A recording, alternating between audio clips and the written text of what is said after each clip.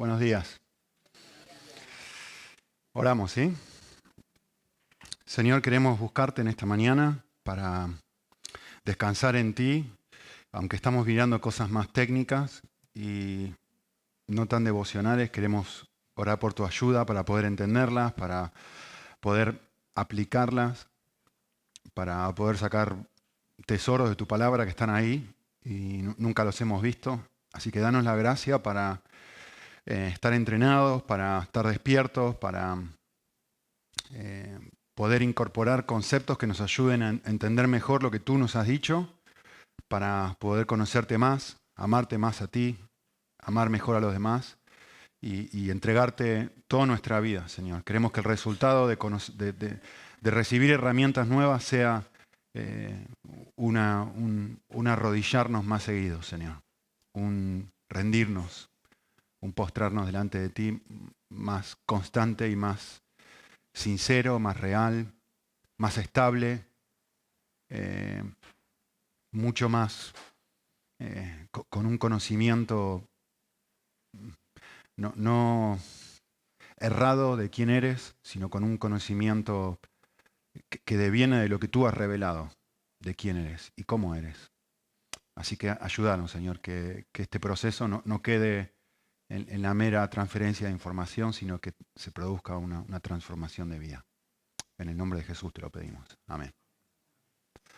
Bueno, estamos mirando el primero de los pasos de los tres: observación, interpretación y aplicación. Estamos mirando la observación y hablamos de que la observación tiene dos grandes pasos, ¿sí? Lo primero es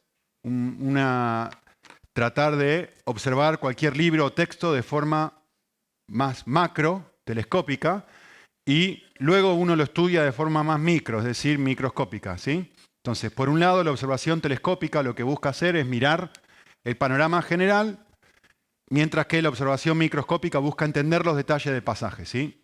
Hoy vamos a ver si terminamos... Vamos a terminar con la observación telescópica. Dijimos que uno tiene que tener en cuenta tres pasos, ¿sí? Primero, identificar el género literario del libro, ¿sí?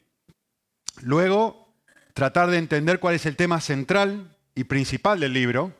Y luego, tratar de identificar cuáles son las divisiones principales del libro. Tres cosas. A ver, ¿qué libro? ¿Voy a leer humor? ¿Voy a leer novela? ¿Voy a leer historia? ¿Qué clase de literatura estoy a punto de leer? Por lo menos 1 minuto y medio pensando esto. Cada vez que agarro cualquier libro de la Biblia, digo, a ver, aunque sea 30 segundos, decir, esto es un salmo. ¿Cuáles son las características principales de un salmo? Esto es un libro profético. ¿Cuáles son las características principales de un libro profético?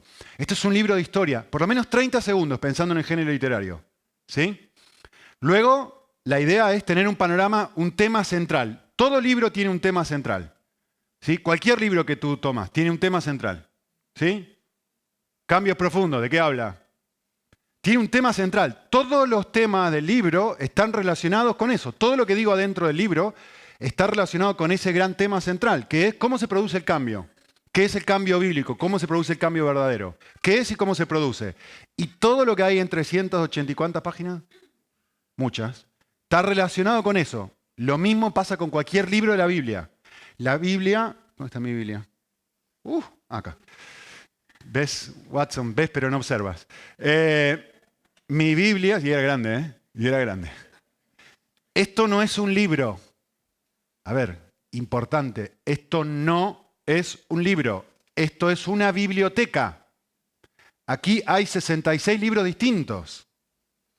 Esto es una biblioteca. Entonces, tengo que ver que hay un libro que tiene un autor, un destinatario y una intención que tiene ese autor al escribirle a este grupo de gente, que no es la misma la que tiene Génesis, como vimos la última vez.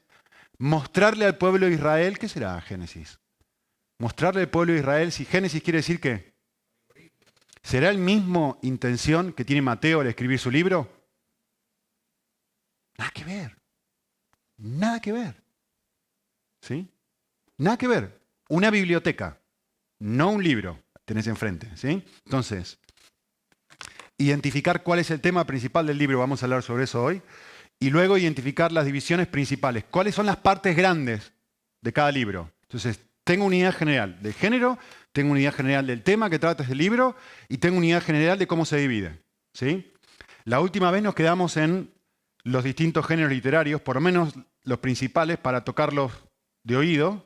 El género narrativo, que cuenta una historia o un acontecimiento para dejarte una enseñanza, una moraleja. El género discursivo, que comunica conceptos de forma lógica y ordenada. Después hablamos del género poético, que utiliza utiliza lenguaje figurado, exageraciones, hipérboles, símiles, metáforas, cosas que uno dice, parece contradictoria. No pasa nada, es poesía. Es poesía, la poesía es así, la poesía exagera, la poesía dice cosas que no tienen sentido, porque está comunicando emociones, porque está comunicando pensamientos, lo hace a propósito. Entonces es lógico que encuentres contradicciones en los salmos, es lógico, contradicción entre comillas. Estas situaciones, por ejemplo, que David dice, quisiera, Señor, esta es la oración de David, mira la oración de David, que tomes los bebés de mis enemigos y los estrelles contra la pared. Y dice, pero ¿qué clase de amor es eso? ¿Cómo la Biblia va a decir semejante cosa? Es poesía. Está expresando sus emociones y está usando el lenguaje figurado para expresar sus emociones. Muy bien. Finalmente el género que vamos a ver hoy es el género profético. ¿Sí? Lo que hace el género profético es, el autor utiliza el lenguaje simbólico para anticipar o revelar de antemano algo que Dios va a hacer en el futuro. El autor utiliza el lenguaje simbólico para anticipar o revelar algo que Dios va a hacer en el futuro. Ahora, siempre que leas un profeta, automáticamente, especialmente depende del contexto en el que hayas, la denominación de la que venga, siempre cuando pensás en un profeta, uno piensa en predecir el futuro, y hay una medida de verdad en eso, de hecho está en la definición, pero es algo incompleto. Cuando pensás en un profeta bíblico, si solamente pensás es una persona que predice el futuro, te quedaste con el 50% del concepto de un profeta en la mano. Porque un profeta no hace eso. El objetivo principal del profeta en realidad es otro. Siempre, y se lo voy a mostrar, es re fácil ver esto en los profetas. Siempre que estudies un profeta, lo que vas a encontrar es esto. Vas a encontrar dos conceptos, por lo menos dos. Vas a encontrar que el profeta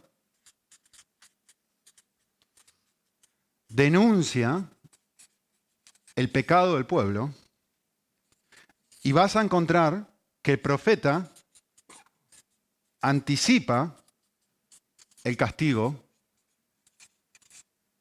del pueblo por el pecado. Entonces, lo que hace es denuncia y anticipa. Denuncia el pecado y anticipa el castigo. Esto es lo que hace un profeta. Y esta segunda parte tiene que ver con lo futuro. Es decir, te voy a decir, lo que el profeta hace es esto. Viene al pueblo, el pueblo no está viviendo como debería vivir. El profeta, Dios levanta una persona y dice, ve y diles esto. Esto es lo que estáis haciendo mal. ¿Ven? Denuncia el pecado. Por esto, por esto, por esto, por esto. Esto es lo que va a pasar si no cambian. ¿Ven? No es con quién te vas a casar. El profeta no te anticipa el futuro diciéndote algo bonito. No es esa la idea de un profeta. Un profeta bíblico lo que hace es poner el dedo en la llaga, poner el dedo donde duele, y Dios viene y dice, si no cambias, con tales que este es el futuro de lo que va a llegar a pasar. Les voy a mostrar, me podría pasar el día entero mostrándole ejemplos de esto, pero solamente piensa en uno que tienen bien claro, Jonás. ¿Qué hace Jonás? Jonás, vete ¿a dónde? A Nínive, ¿a qué? A denunciar su maldad subido. Vete a Nínive a decirle el pecado. Y Jonás, bueno, evidentemente no hace esto, pero después va. ¿Y qué hace? Le dice, en 40 días va a ser destruido Nínive. Anticipa el castigo de lo que el pueblo está haciendo, por la causa por la cual el pueblo está haciendo mal. ¿Se entiende? Ahora, quiero que observen algo. Normalmente uno mira esto y dice, qué malo que es Dios. ¿Ven que el Dios del Antiguo Testamento no es el mismo que el Nuevo Testamento? Qué malo que es Dios. Cuando justamente lo que el profeta intenta mostrar es lo bueno que es Dios. La profecía es un preanuncio de gracia. Jonás es el mejor ejemplo. ¿Por qué Dios va a venir y a decirle al pueblo, esto es lo que están haciendo mal, voy a hacer esto? ¿Cuál es la razón? ¿Cuál era la razón por la cual se lo dijo a Nínive? ¿Darles la oportunidad de qué? No es una amenaza, es una advertencia. La amenaza se enfoca en el castigo y nace en el odio. La advertencia nace en el amor de no querer que sufras las consecuencias que vas a sufrir si sigues en el camino que vas siguiendo. ¿Entienden la diferencia? Cuando a ti te amenaza, viene un matón, se dice un matón aquí, viene un matón, un italiano de la mafia siciliana y te amenaza, a ti te da miedo. ¿Sí? Porque el objetivo que tiene esa persona es cohibirte, quitarte dinero, hacerte mal. El objetivo de la amenaza está centrado en la persona que amenaza. El objetivo de la advertencia está centrado en el amor. Está centrado en decir, no, yo lo que hago con mis hijos, cuando les digo, hijito, les digo esto, mira, te quiero decir una cosa, después que desobedecen. Digo, si tú nunca más le pegas a tu hermanito o le pegas a tu hermanita, papá nunca más te va a tener que disciplinar. Mira qué lindo. Eso es una advertencia. Mi objetivo es decirte, lo que haces con tu hermanito no está bien, te quiero anticipar que papá te va a seguir disciplinando, pero que si te arrepentís y no lo volvés a hacer, papá no te va a disciplinar. Mira qué linda sería la vida si no hicieras esto. ¿Entienden que nace en el amor? Y justamente Jonás es el que mejor lo entiende. Por eso se va para Andalucía cuando tenía que haber ido para Galicia. ¿Sí? Vale. Ejemplos. Vamos a Ezequiel. Vayan a Ezequiel 24. Vamos a mirar algunos ejemplos. Me parece que no vamos a terminar hoy. Dice Ezequiel 24, del 15 al 27. Lo voy a leer. Dice, y vino a mí palabra del Señor. Ezequiel 24, 15. Y vino a mí palabra del Señor. Vale, acá va a venir una profecía, ¿sí? Sobre el profeta Ezequiel. Hijo de hombre, he aquí, miren lo que va a pasar acá. Es fuertísimo el pasaje. Ojalá tuviéramos tiempo para mirar los detalles. Voy a quitarte de golpe el encanto de tus ojos. ¿Saben de quién está hablando? Su mujer. Tu mujer va a morir, le está diciendo. Pero no te lamentarás. No vas a llorar, ni correrán por tu rostro lágrimas. Gime en silencio. No hagas duelo por los muertos. Átate el turbante, ponte el calzado en los pies y no te cubras los bigotes ni comas pan de duelo. Obviamente lo que está diciendo es no te vistas de negro, sería en España, ¿no? Y hablé, ahora está hablando Ezequiel, y hablé al pueblo por la mañana y por la tarde murió mi mujer. Y a la mañana siguiente hice como me fue mandado. Y el pueblo automáticamente entiende lo que está pasando. Dice, ¿no nos declararás lo que significa para nosotros estas cosas que estás haciendo? O sea, se da cuenta, pero esto no es normal, que una persona pierda a su mujer y no llore, esto no es normal. ¿Qué es lo que querés decirnos? Todo el mundo lo entiende. ¿Ven? Utiliza el lenguaje simbólico. Es un símbolo esto, es una analogía que Dios está utilizando para mostrarle al pueblo algo. ¿Sí? Entonces le respondí, ahora están listos porque han captado el símbolo. Ahora están listos para entender el principio detrás del símbolo. La palabra del Señor vino a mí diciendo, habla a la casa de Israel. Así dice Dios. He aquí, voy a profanar mi santuario. Acaba de declarar el futuro, miren. He aquí voy a profanar mi santuario, orgullo de vuestra fuerza y encanto de vuestros ojos y deleite de vuestra alma.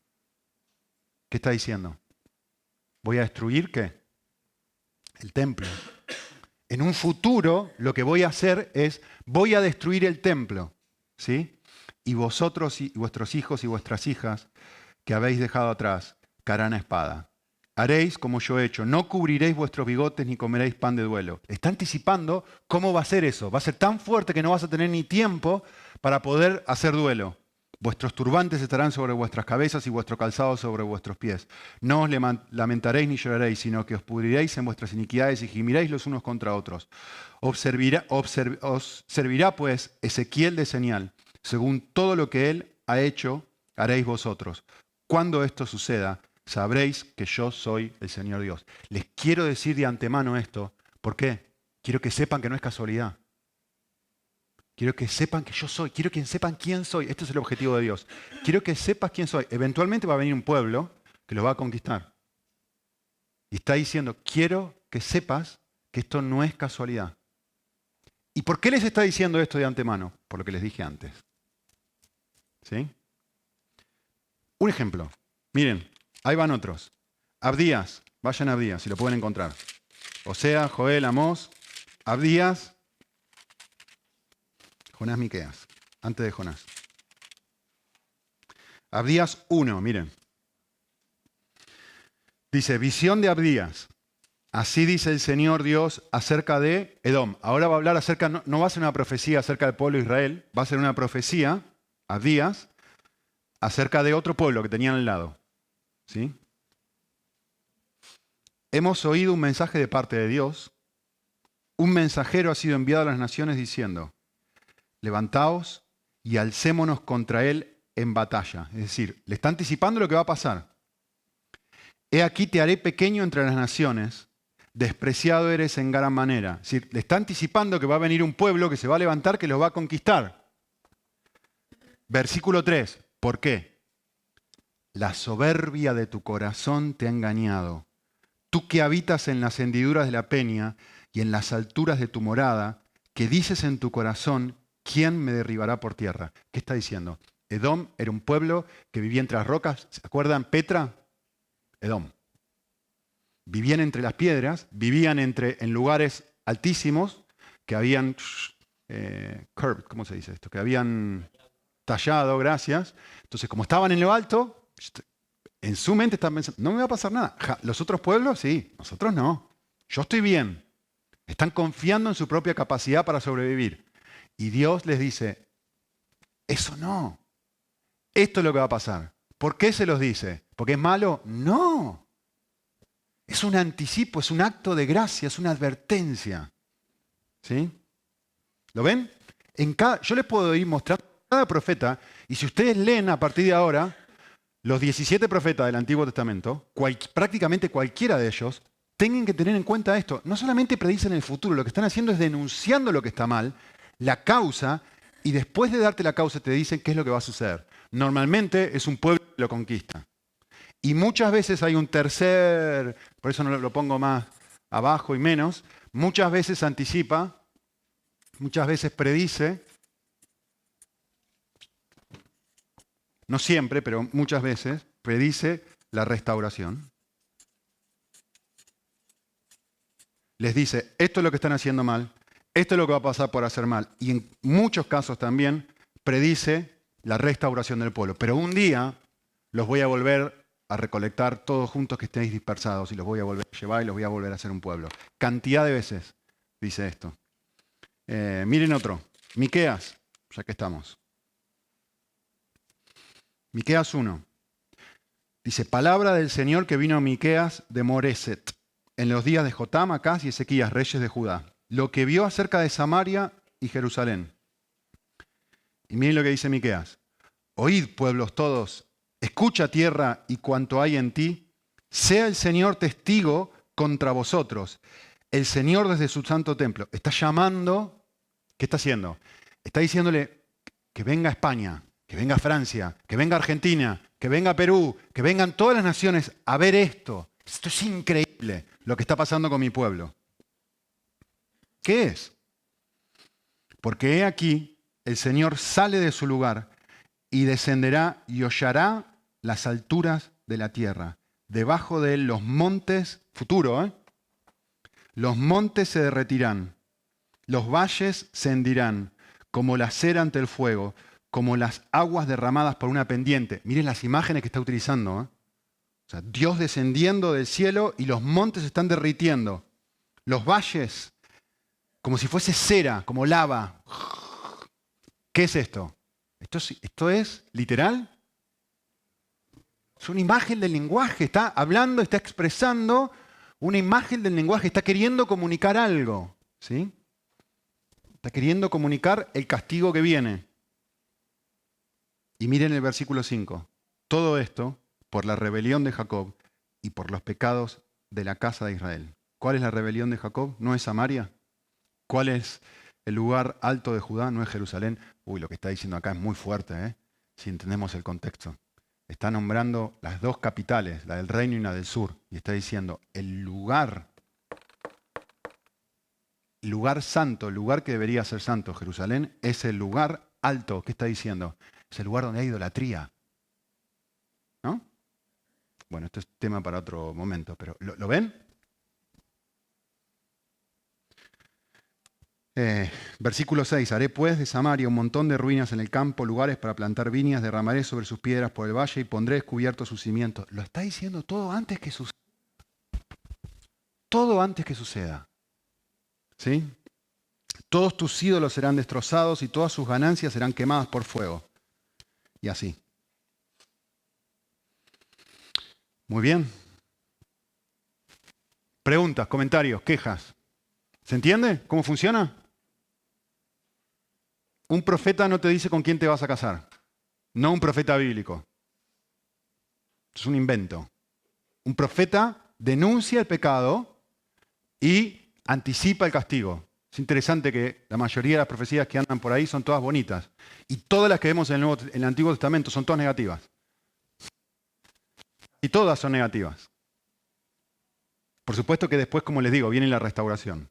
¿Sí? Porque Dios en su amor es incondicional. Pero es muy interesante cuando uno hace un estudio, busquen, les desafío, busquen y miren todas las profecías. Y se van a encontrar con él. Entonces, ¿sí? Lo próximo que uno hace es tratar de identificar el tema central. ¿Cuál es el tema principal de un libro? ¿Sí? ¿Cómo hacemos esto? 3 pasos. Lo primero que hacemos es, tenés que leer todo el libro sin frenar. Es muy simple. Pero es muy largo. No es tan largo, si te pones a pensar. Hay libros que podés leer en menos de 5 minutos, que es lo que vamos a hacer ahora. Hay libros que podés leer, una carta promedio la podés leer en menos de media hora. Una carta de Pablo, si la lees sin parar. ¿Sí? Lees todo el libro sin frenar y te haces la pregunta, ¿de qué habla el autor en este libro? ¿Cuál es la idea más importante que el autor intenta desarrollar a lo largo de todo el libro? No cuáles son los detallitos, no que, acá habla de esto, mirá, habla de esto. No, sino lo lees sin frenar con la intención de pensar en tu mente. ¿Cuál es la idea que desarrolla el autor a lo largo de todo el libro? Y lo que haces es te pones un papelito al lado y anotás en una frase la idea que tú piensas que es el tema central que el autor desarrolla.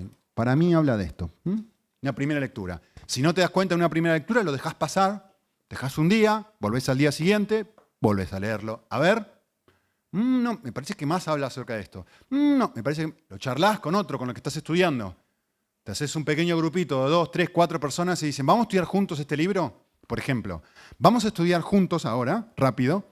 Abran su Biblia en Filemón. Vamos a tomarnos el trabajo, es el libro más corto de la Biblia, o uno de ellos. Pero les va a llevar 3 minutos leer todo el libro, 4, como mucho. Entonces, vayan al libro de Filemón, en el Nuevo Testamento, y lo van a leer sin frenar, sin detenerse en los detalles, y van a intentar responder esta pregunta, ¿de qué habla el autor en este libro? ¿Sí? Venga, 3 minutos, a partir de este momento, comenzando ya. Libro de Filemón, ¿lo han leído? ¿Lo han pensado? ¿De qué habla? Cuénteme. ¿De qué habla el libro de Filemón? Si lo tenés que resumir en una sola frase.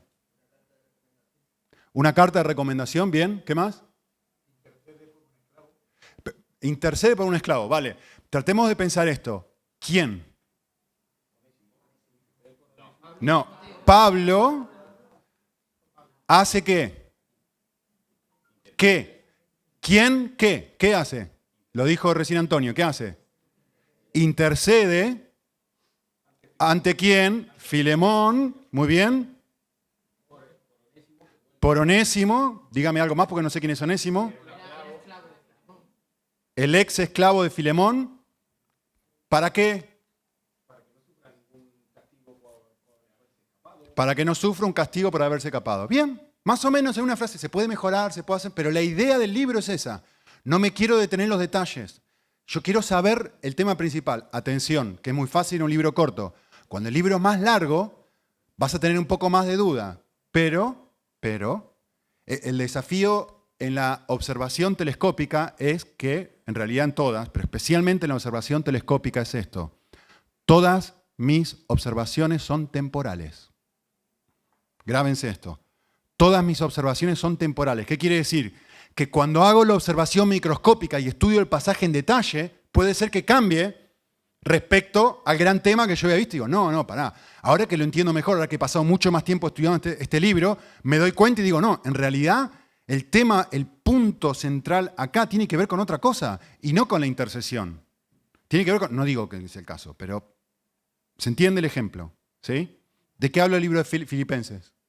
Sin haberlo leído, sí, bueno, lo han leído 1000 veces, sin haber hecho el trabajo ahora de leerlo. ¿De qué habla? Dígame. ¿Perdón? No te escuché. ¿Del perdón? Tema central, no temas adyacentes, tema central. Del gozo, mucha gente dice que habla del gozo, ¿vale? ¿De cuáles otros los temas centrales ahí que podrían debatir y pelear? Si habla sobre el gozo o habla sobre otra cosa. Bien, dicho de otra forma, más que la humildad. Sí, ¿pero de qué? La humildad de Cristo. ¿Qué? La humildad de Cristo, ¿qué más? Sí, alguien lo dijo por ahí. No, que se regocijen en el Señor. También habla mucho, el libro de Filipenses habla mucho acerca de servir. Haya pues en vosotros la misma mente que hubo en Cristo Jesús, el cual se vistió en forma de siervo. Habla sobre el regalo que es tener la misma actitud que tuvo Cristo. ¿No? Podemos sentarnos a debatir. ¿De qué habla el libro de 1 Pedro? ¿De qué? General. Sí, fuerte. Sufrimiento. El tema central del libro de 1 Pedro es sufrimiento. Lo pueden hacer esto también con porciones o partes de la Biblia. Miren, bueno, libro de Génesis, ¿de qué habla? ¿De qué habla el libro de Génesis? Los orígenes. ¿De qué? Primero, del universo y después del pueblo de Israel. Miren, ya tienen la idea, pantallazo general del libro. ¿De qué habla el Éxodo?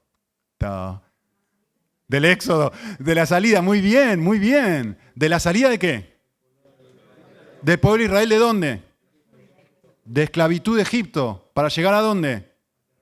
Ven, ya tienen idea, mire. Pero Nicolás dice un montón de cosas más. Sí, pero la idea central es esta. Es telescópico esto. Esta es la imagen central. No quiero los detalles ahora.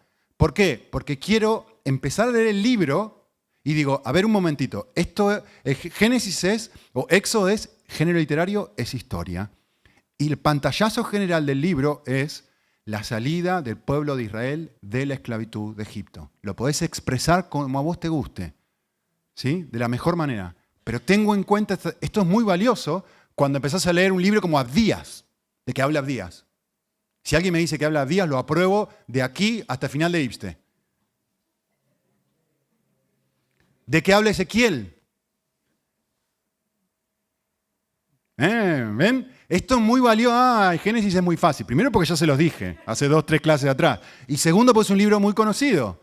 Pero cuando empezás a estudiar cosas que decís, pasás de la leche a la carne, que es el objetivo de esta clase, pasar de la leche a la carne, decís, uy, mirá qué valioso que es esto. ¿De qué habla Mateo? ¿De qué habla Juan 4? La mujer samaritana. El encuentro de Jesús con la mujer samaritana. ¿De qué habla Juan 3? El encuentro de Jesús con Nicodemo. ¿Ven que podemos hacer esto con cualquier porción de la Biblia? ¿De qué habla Mateo 25? La parábola de las ovejas y los cabritos. Muy bien. ¿Qué más? ¿Qué más? ¿Quieren que siga? ¿Se entiende? Se puede hacer con todo. Vale. Me quedan 25 minutos para tocar uno de mis temas favoritos. Me encanta hacer esto. Esto es mi pasión, ¿eh? Así que me voy a divertir con ustedes y espero que se apasionen conmigo. La tercera idea es, la tercera clave, el tercer paso es identificar las divisiones principales del libro. ¿Cómo se hace esto? Muy parecido. Primero, volvés a leer el libro por segunda vez. Ahora, esta vez te haces otra pregunta. La pregunta que te haces es esta. ¿Qué pistas dejó el autor de cómo organizó el libro. Van a ver que una vez que empiezan ustedes a poder descubrir estas cosas, es la cosa más divertida que hay. Van a ver ahora, es que me encanta hacer esto. ¿Qué pistas dejó el autor de cómo organizó el libro? ¿Vale? Y después de que encontrás esas pistas, o sea, la idea es, primero habló de esto, después habló de esto, y después habló de esto otro. Tenés que empezar a ver las grandes partes del libro, ¿sí? Como hablamos la última vez. Las grandes partes del libro, ¿sí? Los orígenes de la creación, los orígenes del pueblo de Israel. Ah, mira, 4 eventos principales narra acá. Y acá habla de 4 personajes principales. Ah, mira. ¿Qué haces una vez que descubrís cómo el autor organizó el libro? Lo próximo que haces es anotás en un papelito al lado las secciones principales del libro y le pones un título que a ti te guste. ¿Sí? Vamos a por ello. Miren, qué divertido. Jonás. Vamos a arrancar con lo más fácil. Vayan a Jonás. Miren qué fácil que es esto. Pero qué bueno que está una vez que uno aprende. Oseas, Joel, Amós, Abdías, Jonás. Jonás.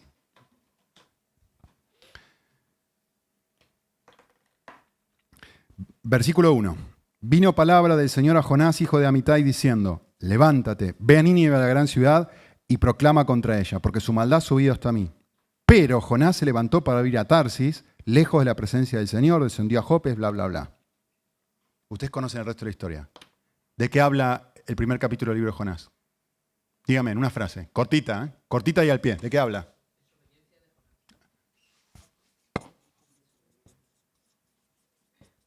Sobre...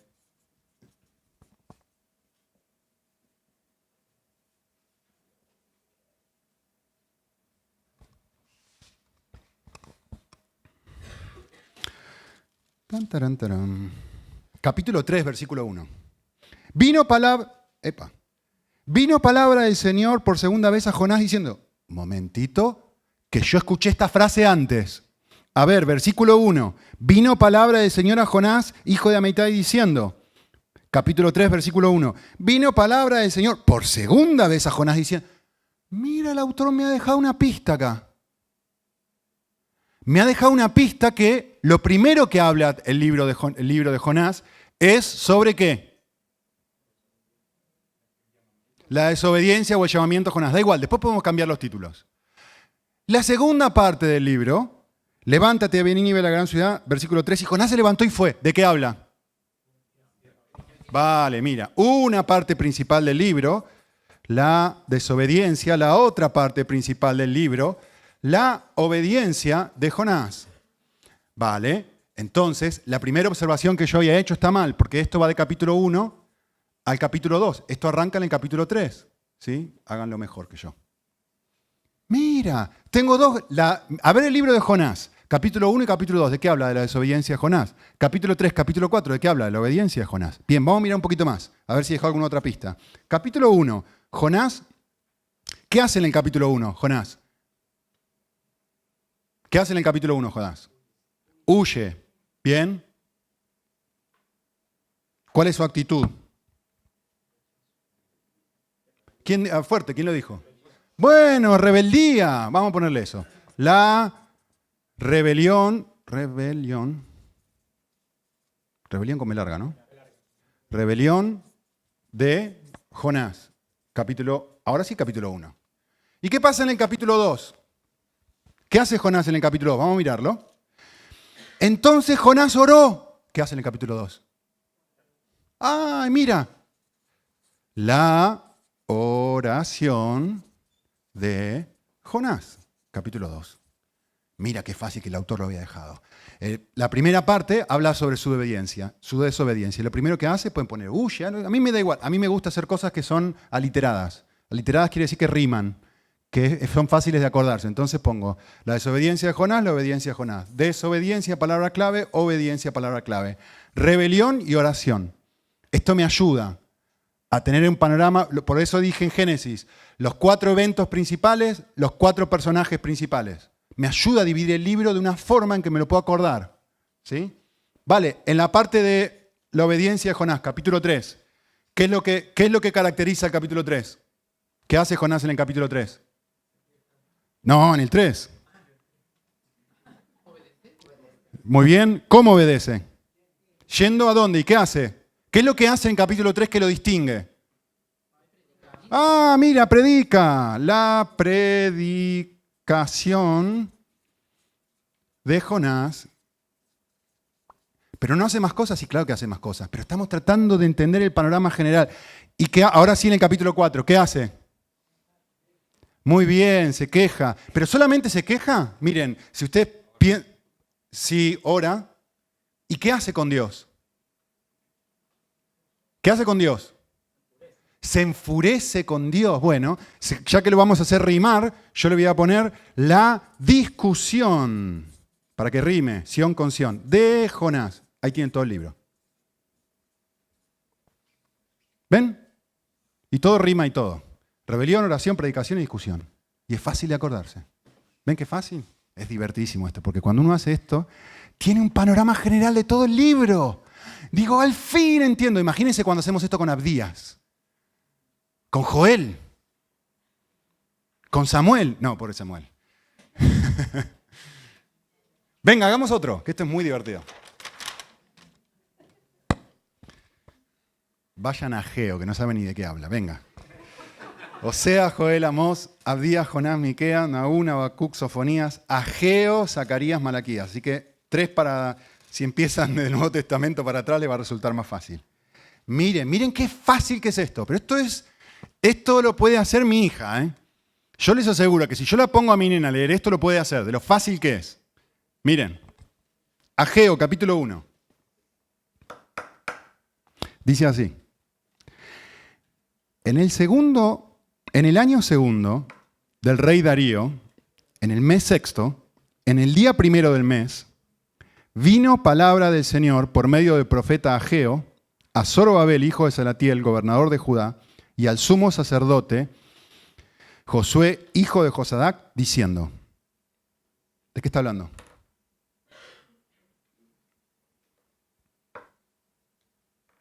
¿De qué está hablando? Muy fácil. ¿De qué está hablando? Sí, pero no quiero el detalle, sino descríbame ahí de qué habla, el central, no los detallitos, la idea central. ¿De qué habla? ¿De qué? ¿A quién? Bueno, pero en este caso, ¿por medio de quién? Bien, entonces, ¿de qué habla? Sí, lógico. ¿Quieren ponerle mensaje? Miren. ¿Mensaje o visión? Dice visión, chicos. Está ahí en el texto. La visión, ¿no? Bueno, la palabra. La palabra, depende de la versión. Vale. Vamos a poner el mensaje.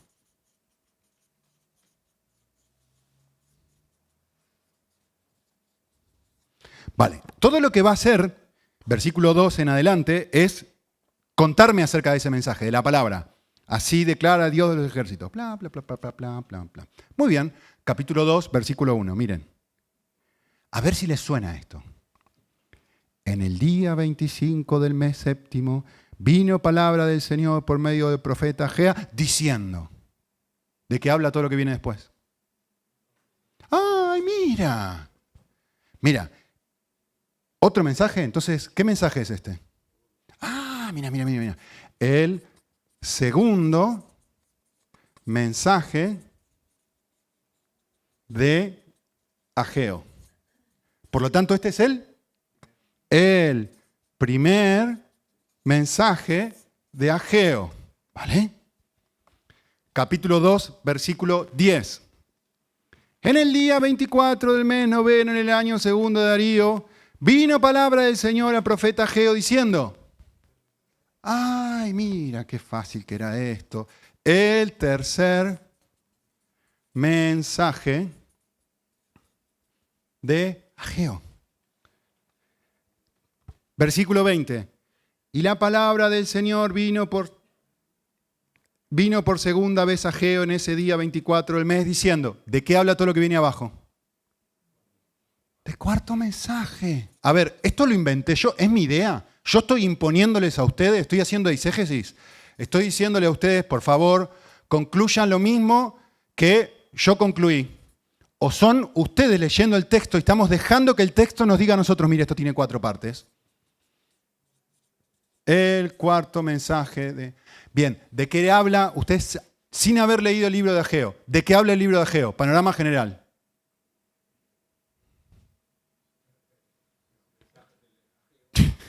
Los 4 mensajes de Ageo. Miren qué fácil. ¿Cómo? ¿Pero esto lo inventé yo? Es que está ahí. El autor me dejó pistas. Y cuando yo descubro estas pistas, le doy una idea general y total al libro. Lo voy leyendo rápido. Mira, esto me parece estar relacionado con esto. Mira. Sí, pero es muy fácil cuando lo haces vos, Nico. Y bueno, la idea es que a partir de ahora empieces a pensar de esta forma. ¿Cómo lo haces? Mirándolo, leyendo el libro, practicando. Tomando otro libro que te resulte fácil y fijarte si puedes hacerlo. Empezá con uno corto. A ver si podés descubrir las partes principales. Es que a mí me alucina hacer esto, porque cuando hago esto, entiendo el pasaje. Miren, les voy a dar otro, que tampoco tienen ni idea de qué. Amós. Vayan más para su izquierda. Oseas, Joel, Amós.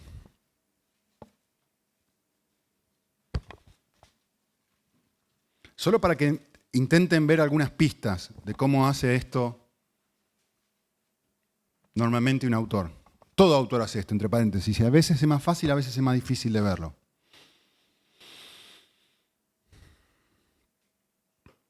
Versículo 1 y 2 es una introducción a todo el libro de Amós. Me dice quién habla, a quién le habla, la visión que tuvo, cuándo la tuvo, en los días del rey Usías, justo antes del terremoto. Y el versículo 2 es un resumen de todo el libro. Compara al Señor, a Dios, que ruge desde Sion, es decir, compara a Dios con un león aquí. Y desde Jerusalén se escucha que el león está, ¿cómo se dice? Rugiendo. Cuando un león ruge, ¿por qué ruge? Va a atacar, tiene hambre. Está a punto de hacer lío, de liarla, como dicen aquí. ¿Sí? Entonces, me está diciendo, esto es lo que va a hacer Dios. Versículo 3 lo describe, miren. Así dice el Señor, por 3 transgresiones de Damasco y por 4 no revocaré su castigo. Anticipa el futuro y me da la causa. Porque, y ahí tiene la causa. Ahora, miren el versículo 6. Así dice el Señor, por 3 transgresiones de Gaza y por 4 no rebuscaré su castigo. Porque anticipa el futuro y me dice la causa. Versículo 9. Así dice el Señor, por 3 transgresiones de Tiro y por 4 no rebuscaré su castigo. Porque, y me da la causa. Versículo 11. Así dice el Señor, por 3 transgresiones de Edom y por 4 no revocaré su castigo. Porque, a ver, que está muy obvio que hay una estructura aquí. Versículo 13. Así dice el Señor, por 3 transgresiones y por 4 de los hijos de Amón no revocaré su castigo. 2:1. Así dice el Señor, por 3 transgresiones de Moab y por 4, me va dando distintos pueblos. ¿Qué le va a ir pasando a cada uno de los pueblos que está alrededor del pueblo de Israel? Y ahora resulta, versículo 2:4, dice, así dice, todo el mundo aplaudiendo hasta acá, ¿no?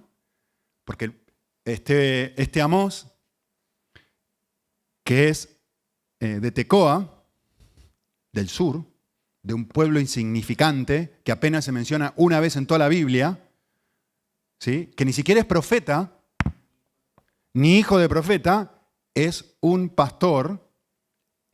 No es el término aquí es un capo de pastores, es decir, un hombre de negocios que tenía a su cargo un grupo de pastores, es un nombre técnico que usa acá en hebreo, y dice, este hombre que se dedica a los negocios y que es de un pueblito chiquitito, va a ir ¿a dónde? Al norte. Es decir, es como si uno de fanático de, ¿cómo se llama la hinchada? Los del Madrid, estos, los ultras. Un ultra del Madrid Va y le dice, quiero que vayas a Cataluña. Al Camp Nou. Hablarle acerca de las bondades del Madrid. Esto es lo que está pasando acá. No, amén, no digas amén, callo. ¿No puede ser al revés? Sí, puede ser al revés, claro que puede ser al revés. Si nosotros somos los buenos, claro que puede ser al revés. Es al revés, callo de hecho. Y todo el mundo está, y entonces este hombre va y dice, se va a este lugar y dice, les voy a profetizar lo que le va a pasar a Damasco. Y todo el mundo aplaude.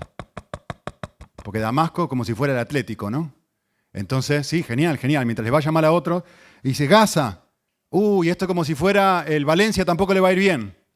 Ah, Tiro. Y va así, por cada uno. Hasta que llega y dice, Judá, que tú eres del Barça y me vas a decir que Dios va a castigar al Barça. Bien, bien, buenísimo. Todo el mundo está diciendo amén, gloria a Dios. Versículo 6. Así dice el Señor. Por 3 transgresiones de Israel y por 4 no... De repente te metiste con el Madrid y se armó la gorda. La estructura está clarísima. 1, 2, 3, 4, 5. Pero yo no lo inventé, está ahí. Simplemente lo observé. ¿Sí?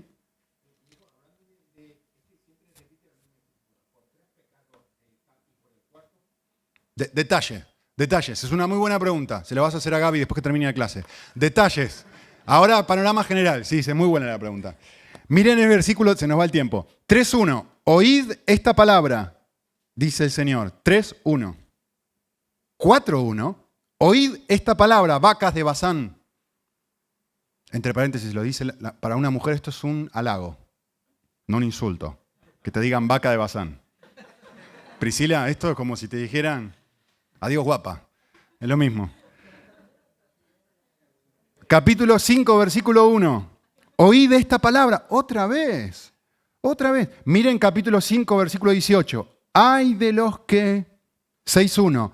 Ay de los que, capítulo 7, versículo 1. Esto me mostró el Señor Dios. Versículo 4. Esto me mostró el Señor Dios. Versículo 7. Esto me mostró el Señor Dios. Capítulo 8, versículo 1. Esto me mostró el Señor Dios. ¿Saben lo que hago con esto yo? ¿Cómo sé estas cosas? Porque cuando paso por mi Biblia, dejo una huella y les pongo color. Entonces yo sé ahora cuáles son las partes, porque están todas con el mismo color. ¿Ven?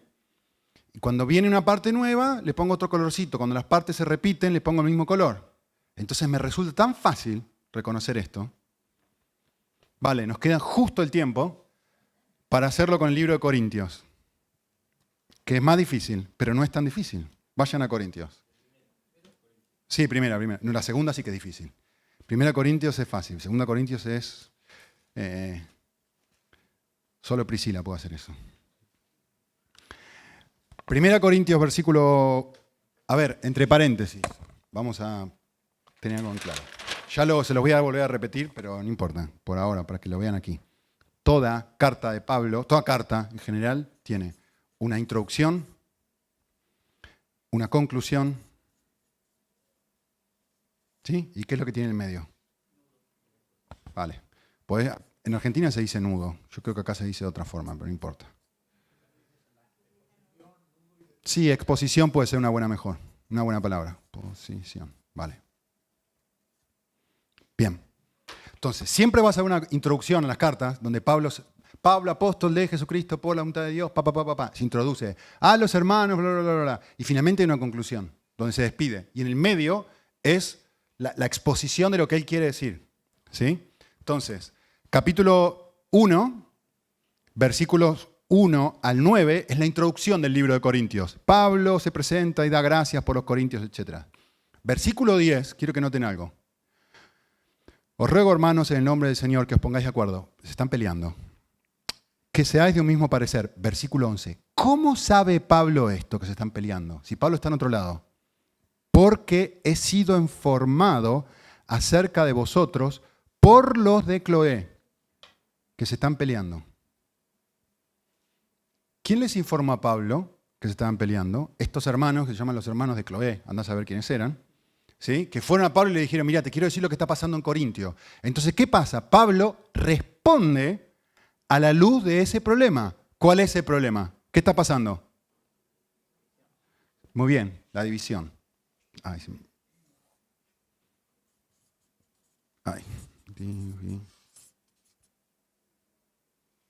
¿cómo lo puedo poner acá? La división en la iglesia.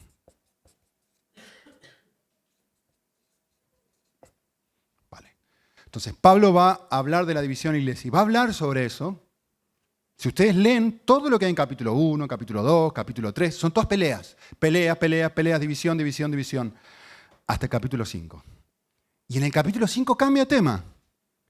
Y dice, en efecto se oye que hay entre vosotros inmoralidad, os habéis vuelto arrogantes, no habéis hecho nada respecto a esto. Adivinen de qué habla en capítulos 5 y 6. Si no han hecho nada respecto a esto, ¿de qué habla? En la iglesia, ¿de qué? Esta gente se está portando mal, ustedes no han hecho nada y deberían haber hecho algo. ¿De qué habla?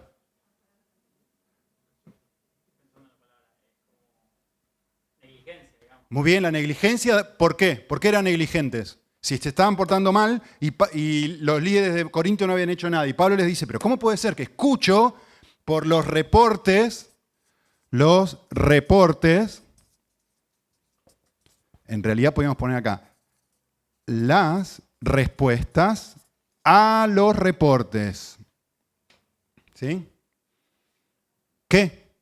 ¿Qué escuchó? ¿Qué le dijo esta gente? Que está pasando esto. Se están portando mal y la gente no hace nada. ¿Qué tendrían que estar haciendo? Gracias.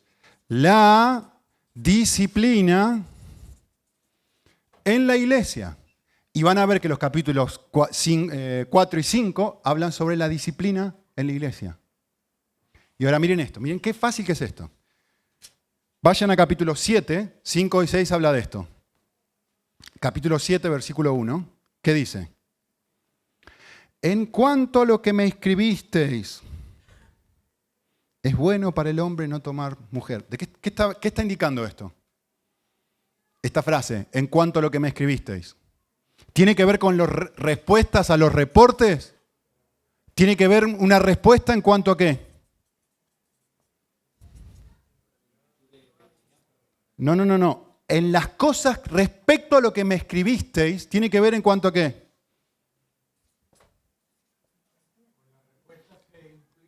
Lógicamente, a las preguntas de los corintios. ¿Qué preguntas en particular? Bueno, va a empezar con la primera. El matrimonio.